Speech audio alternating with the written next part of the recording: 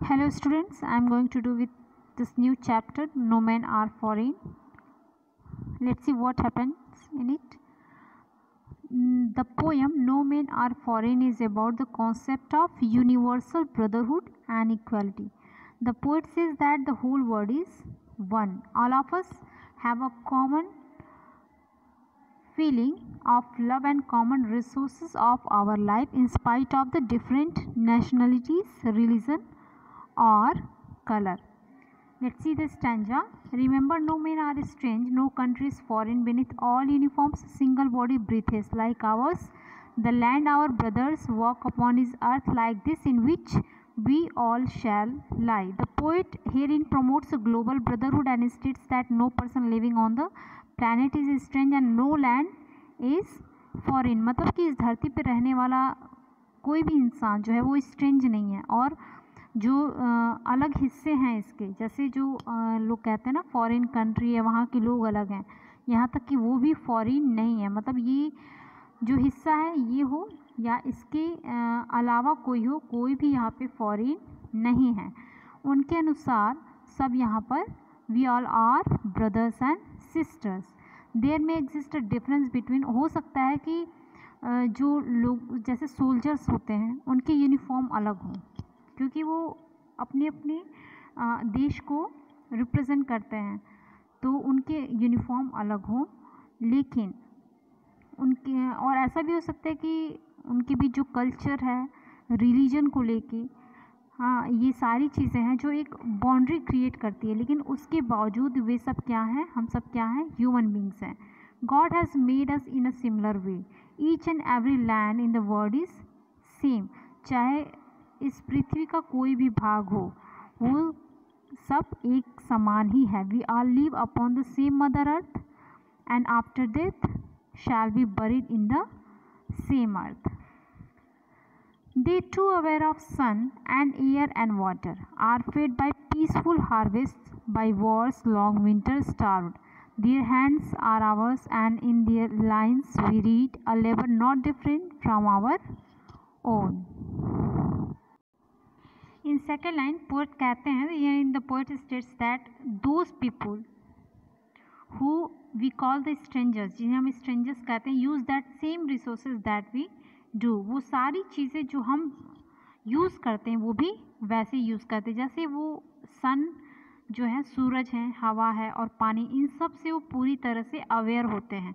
वो उन्हीं हवा से सांस लेते हैं, इंजॉय करते हैं, और वार्म ऑफ द सेम सन, और गर्मी भी उसी सन से लेते हैं, उस वैसे ही पानी पीते हैं जैसे कि हम। They get their food in the same manner as we get our food from the field. जैसे हम कठिन मेहनत करते हैं फील्ड में, किसान करते हैं, और जो सफ़र करते हैं, वैसे ही जैसे जब युद्ध होता है तो उतनी ही मेहनत से वो युद्ध में पार्टिसिपेट करते हैं, भूखे भी रहते हैं।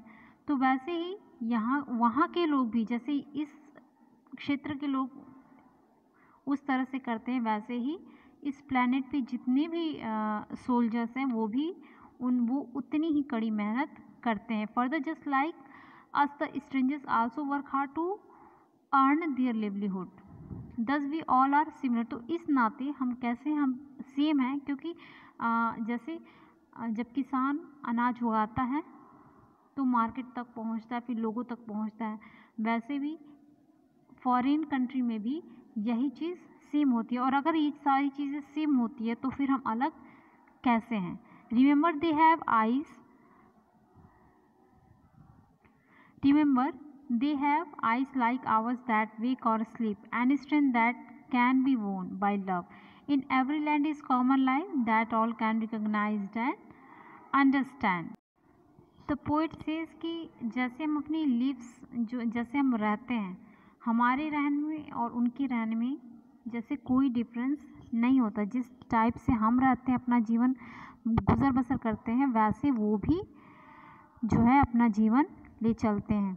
चाहे फिज़िकली कैरेक्टरिस्टिक्स हो, वैसे ही जैसी हमारी है वैसे भी उनकी भी होती है, तो फिर हम अलग कैसे। They have eyes that wake up और sleep just like us, Just like us, they too have the same strength which can be won by love and sympathy. Let us remember, whenever we are told to hate our brothers, it is ourselves that we shall dispossess, betray, condemn. Remember, we who take arms against each other. It is the human earth that we defile, our hells of fire and dust, our trees and innocence of air that is everywhere our own. Remember, no men are foreign and no countries strange. Poet says in these lines कि in our world there are some people, कुछ ही लोग ऐसे हैं जो नफ़रत पैदा करते हैं हम लोगों के बीच में और उनके बीच में डिफरेंसेस क्रिएट करते हैं. तो ऐसे लोग जो हैं, such people give way to wars and makes us kill other humans. वे जो वार है वो उनको न्योता देते हैं और इससे क्या होती है, ह्यूमैनिटी का जो है नाश होता है. In such situations we ourselves we are only cheating and attacking ourselves. तो वो ये कहते हैं कि हम जो एक दूसरे से नफ़रत करते हैं, ये दूसरे को छलना नहीं बल्कि खुद मानवता को छलना होता है. तो हमें ये चीज़ें याद रखनी चाहिए कि we are equals and similar to each other before taking arms against each other. In words, ये last stanza, it is the human earth that we defile our hells of fire and dust, courage, the innocence of air that is everywhere our own. Remember, no men are foreign and no countries strange. Means in wars we pollute and destroy the earth that should be full of unity and peace. हम वार में क्या करते हैं कि चीज़ों को जो है बहुत ही डिस्ट्रॉय हो जाती है, पॉल्यूट हो जाती है, जो कि ये जो देश है बहुत ही रिसोर्सेज से भरा हुआ है. और hatred and anger destroys the innocence. हमारी जो नफ़रत है, जो गुस्सा है, वो जो इनोसेंसी है, पवित्रता है, पाक है, उस चीज़ को बहुत ही बुरी तरीके से नष्ट करती है. War leads to a lot of bloodshed and death which makes mother earth impure.